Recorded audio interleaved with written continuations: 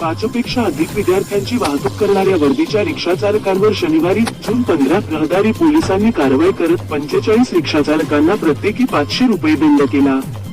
यापुढेही शालेय विद्यार्थ्यांची रिक्षांतून वाहतूक करणाऱ्या चालकांवर रहदारी पोलीस बारीक नजर ठेवणार आहेत।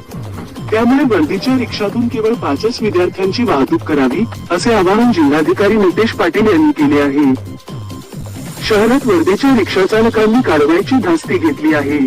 बसमधून महिलांना मोफत प्रवास सुरू असल्याने रिक्षातून प्रवास करणाऱ्या महिलांची संख्या देखील घटली आहे।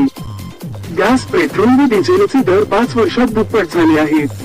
त्यामुळे कमीत कमी 8 ते 10 विद्यार्थ्यांना घेऊन वाहतूक करण्याची परवानगी मिळावी, अशी मागणी वर्दीचे रिक्षाचालक करत आहेत। शहरात विद्यार्थ्यांची रिक्षातून वाहतूक करणाऱ्या